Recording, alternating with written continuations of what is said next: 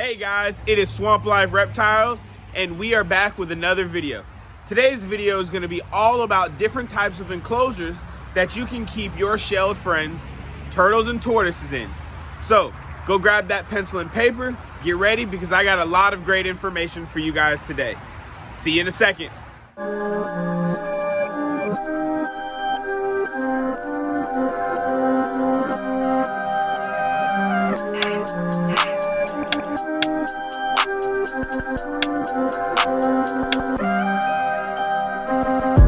With today's video, what I hope to do is give you guys some different options that you can keep your turtle and tortoises in. So, let's go ahead and get started. One thing to consider when you're trying to decide what kind of enclosure you're going to use for your turtle is the space that you have in the location that you want to use. Okay? I'm going to go over a couple of different options, and then it's up to you to figure out which options work best for you.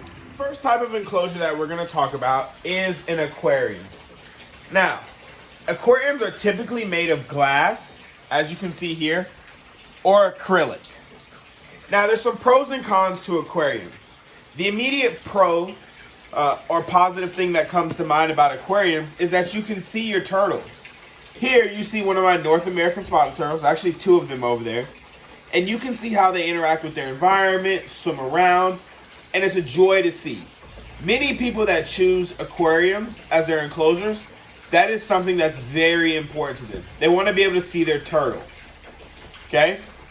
One of the major cons to glass and acrylic aquariums is the weight. So if you're somebody that's doing turtle changes.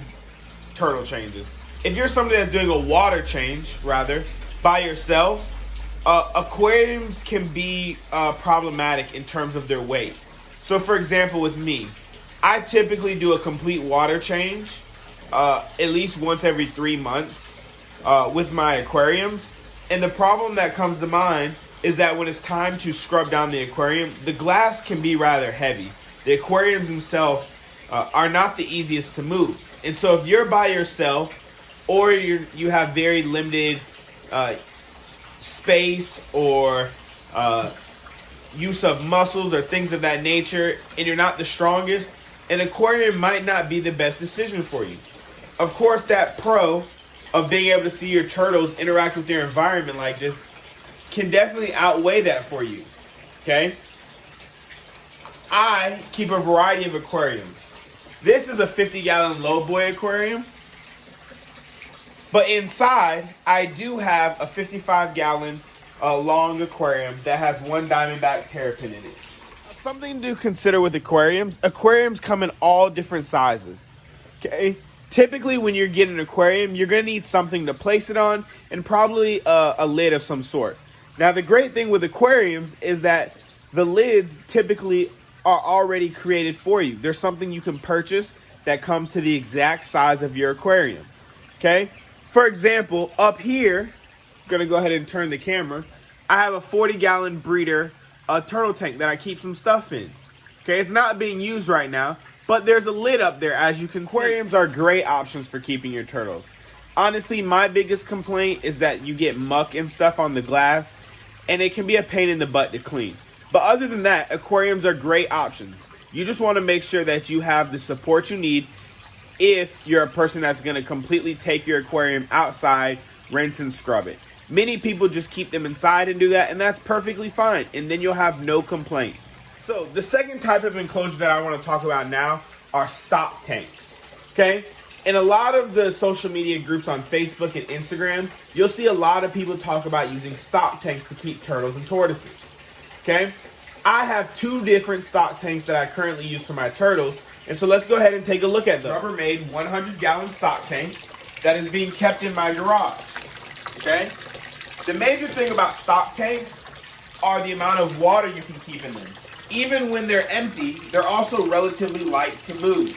They're durable, heavy duty. I don't have to worry about the glass cracking. Okay? One thing that I particularly like about the stock tanks is the depth as well. So this is a 100-gallon stock tank, and I am able to provide a variety of enrichment things inside, as well as depth of water for these diamondback terrapins. One thing to consider when you're choosing a stock tank is whether you're going to keep it inside or outside. So remember, when you keep any turtle enclosure inside, you want to make sure that you have a quality UVB and heat light. This is a mercury vapor bulb, so I just have an all-in-one bulb. Okay, and I have filtration on this setup. When we go outside and take a look at that setup, I don't have to worry about the UVB or the heat because I'm using the natural sun. As you can see here, this enclosure fits perfectly in the space that I needed to keep it in. I know a variety of people that also keep stock tanks inside, which is an option if you have the space. They are great options. The main thing that I love about stock tanks are the fact that you have this wealth of space and the depth. You also don't have to worry about the turtles swimming into the sides of the walls trying to escape. Because the sides are black, they understand that they can't get out. Whereas, for example, here with an aquarium, sometimes turtles will try to swim towards the corner and walk the perimeter of the tank. Now, I'm not going to say that these turtles don't ever swim against the side, but it's very low in comparison to the turtles that are swimming against the glass because they can see the environment around them. Here, they understand that this is their enclosure. Okay, they understand the amount of space they have. Here's another example of a stock tank. This is a 40-gallon stock tank that I have on standby. But as you can see, they're nice dimension sizes. This is very similar in size to the 40 breeder glass tanks. They're open top, they're round, and I mean, look how sturdy these things are. Here's another 40-gallon stock tank. I keep my stink pot mush turtles in here, heavily planted with some driftwood. And then here is the big boy. This is a 300-gallon stock tank made by Rubbermaid. Okay. As you can see, there is a lot of space. It's very deep and it allows the turtles plenty of space to swim and forage. And so one of the things that I've learned with stock tanks and pretty much any enclosure you keep outside, you have to provide a way for water to drain if it overflows. And so over here, you'll see my overflows, and that allows for the water to run out if it gets to that point. And it works very well. In comparison to the inside stock tanks, I don't have to provide any UVB or heat. The sun takes care of all that. But as you can see, this stock tank takes up a good amount of space. And so when you're considering whether you want a stock tank, you need to consider the amount of space it's going to take up. This stock tank is partially dug into the ground, as you can see right here, but it still takes up a good amount of space. So that's one consideration you want to make. If you're deciding between an aquarium or a stock tank, that's going to be the big deal breaker for you. I really like the fact that most stock tanks have a rounded shape. Now there are rectangular stock tanks, but the fact that they're round really appeals to me. I don't really care for the set shape of aquariums. Rectangular shapes are nice when you're trying to design your living room and your house, but for turtles, I just find that the round, natural, I'm not going to say this round shape is natural, but when I think of a body of water, I think of something round, honestly. So the next type of enclosure that we're going to discuss are kiddie pools. A lot of people don't even think about kiddie pools, but you can keep turtles and tortoises in kiddie pools. Now, I don't currently have any kiddie pool setups up and going, but I have used them in the past, and so I'm going to show you what I'm talking about. It's rather large in size. I mean, plenty of space, right? I put my foot there hoping you guys could see. But let's just zone out and compare it to the size of my pond over there. Ginormous, right? These kiddie pools are great. When considering the kiddie pool and even the outdoor stock tanks, there's a couple of things that you have to consider. And really it's for any outdoor enclosure. How are you going to prevent predators from getting in? And how are you going to keep them inside? So worst case scenario, if something escapes, you want to be able to make sure that you have your enclosure locked down. And you also want to make sure that no invaders or predators can come in. Now, this kiddie pool works really great for species that aren't necessarily the biggest, or, you know, I've seen a lot of people use these kiddie pools for summer, what would you say, like a summer getaway and things of that nature. One thing that I would tell you is if you decide to use a kiddie pool for an enclosure, consider getting 2 of them and double lining it, because these kiddie pool walls are pretty weak. As you can see here, I can bend it tremendously. Okay, these kiddie pools are great options. They are cheap and affordable options as well. Okay, a way better option in my opinion than an aquarium if you want to provide a lot of space for your turtle to swim. At the end of this video, I'm going to include some pictures of some different setups or enclosures of the different types that I've covered. And I hope you enjoy those enclosures. I have some of all the varieties. Not all of the pictures belong to me. And I'll shout out the individuals for who they belong to when we get to the end and you can see those pictures. All right, guys? All right, so the next enclosure type that I'm gonna discuss are waterland tubs. And waterland tubs are great options. They're a little bit more pricey than stock tanks, but for good reason. And so let's go ahead and look at them and see why. Top Life Reptiles, I actually have 2 waterland tubs. This is classified as a small land waterland tub. The reason it's a small land is because the majority of it is land. It's small because it is the small size. I keep my Florida box turtles in this tub. As you can see, there's one there, and there's 3 actually in the water back there. Can't really tell if you can see. Now, the reason the waterland tubs are a little bit more expensive is primarily because they have both a land and a water portion, or as you'll see in my next one, a water and a land portion. It's easier to explain with my larger one, so let's go take a look at that. It is a medium waterland tub. It holds approximately 67 or 65 gallons of water, I believe. Just like with any indoor enclosure, I have a heat and UVB bulb, or lamp rather. But the one thing that's great about these is that it provides a nesting box for your animals. Okay, one of the biggest challenges with stock tanks are that you have to provide your own nesting box. So with the waterland tubs, the reason people like them so much is because they already have the nesting box. Okay, this is a large portion of sand. Took me about 4 or 5 bags of sand to fill this up. It is heavy, okay? It is heavy. With the small one outside, it provides my tortoises and box turtles with a water portion. So everything is included in the enclosure that you purchase. That's one great aspect of waterland tubs. But as you can see, this waterland tub is rather large. And so when you're trying to decide between a waterland tub, a kiddie pool, a stock tank, or an aquarium, you want to make sure that you have the space for these. Now, one thing that I've seen many people do with these stock tanks, that I've seen people do with these waterland tubs rather, are build racks to stack them. Okay, you can't necessarily stack this one because of the size, but if you built a wood rack, you could stack smaller ones above it. Because they're almost perfect rectangular shapes, as you can see, they make for a great way to save space. Okay, so we have looked at aquariums, we have looked at stock tanks, we've looked at kiddie pools, and we've looked at waterland tubs. So let's look at another option. All right, this option are cement mixing tubs. This is a great option, especially for hatchling turtles, and even small box turtles. Okay, I kept my hatchling and yearling spotted turtles in a cement mixing tub. They're great because you can elevate them very easily. They're great because of the shape as well.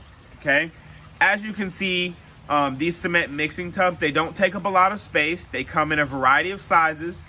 You can find them at Home Depot, Lowe's, Tractor Supply, and they make for great quick setups that are affordable for your turtles. Like I said, I'll include pictures of some setups from people who use mixing tubs.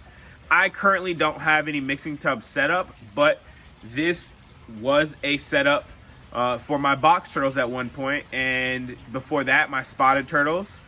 But I'll probably be using this soon for a new hatchling of some sort that I'm desiring to get.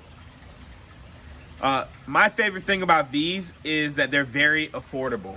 Okay, very affordable. If you keep it outdoors, you want to make sure it's covered like any outdoor enclosure, and you want to make sure that you have an overflow. Here, I drilled holes so that it could overflow. Next enclosure type we're going to look at are plastic storage totes. Now, you can use a variety of different sizes of these, but these are your typical plastic storage totes that you'd get from a Walmart or Target that you would store stuff in. So let me show you one that I have running right now. As you can see, this is a plastic storage tote. It came with a lid to store things. Now, I currently don't have any turtles in this. I'm using it as a giant flower pot, you could say, but there are fish in here. There is a substrate, and essentially the same exact way that I'm doing this, you could do this for your turtles, okay? I've used these plastic storage totes to keep hatchling diamondback terrapins in before, and I'll include those pictures at the end of this video as well. These plastic storage totes work great. The only drawback is on the side over here, when you put too much water in them, they bow out, and I don't fully trust them. They're not the same heavy-duty plastic as a stock tank, a waterland tub, or a mixing tub. And so I'd be very careful with these, as some of them have been known to crack and leak all over houses. Okay, they are great options if you need something quick, and they provide a lot of space, especially for smaller turtles. I know of people, I have a friend of mine, Jake, with Southwest Florida Reptiles. He keeps almost all of his turtles in plastic storage tubs, and he does a great job. It's really just about the space you have and how much water you're going to keep in them. They're great because they don't take up a whole lot of space. I could have made an entire row of these tubs if I needed to. Up top here, you see this plastic storage container. I've also used this enclosure for keeping my hatchling spotted turtles. So, I mean, there's no really set shape for one.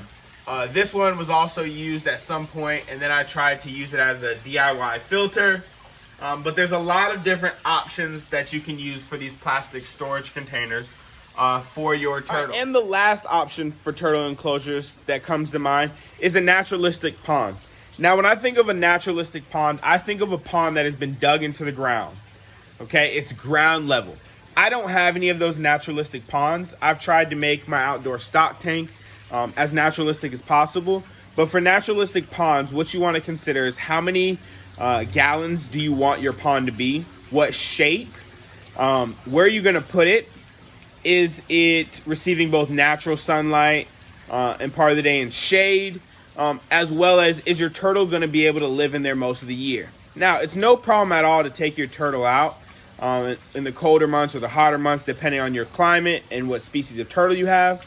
But the main thing when considering a naturalistic pond is the space, the filtration, and protecting it. Because it's ground level, they can be targets for animals such as raccoons and other animals that might, attack your turtle. If you have a way to protect your turtles and keep them in, as well as away from predators, then naturalistic ponds are definitely the way to go. But for a majority of us turtle keepers, we might not have the space for naturalistic ponds. And so with this video, I tried to give you some ideas of different enclosure types that you can use for your turtles. The most important thing to consider when you're deciding what kind of enclosure to use for your turtle is probably your space. You want to make sure that you have enough space for your enclosure. And then secondly, you want to look at what type of enclosure your species of turtle requires. Okay? A spotted turtle doesn't require a deep setup like a diamondback terrapin might, okay? Or a red ear slider might, or a map turtle might. Different species of turtles require different habitats and different requirements. And so those are things you want to research before you get your turtle so that you can set up your enclosure in the best way possible. Guys, I hope this video helped you out today. I wanted to do something to show, especially newcomers, different things that they can do to affordably keep their turtles in things other than just aquariums. Like always, please like, comment, and subscribe to my channel. Go ahead and turn on those notifications so you can find out when I release a new video. and I will see you next time. All right, guys, this has been Swamp Life Reptiles. I'll see you later, Swamp Squad.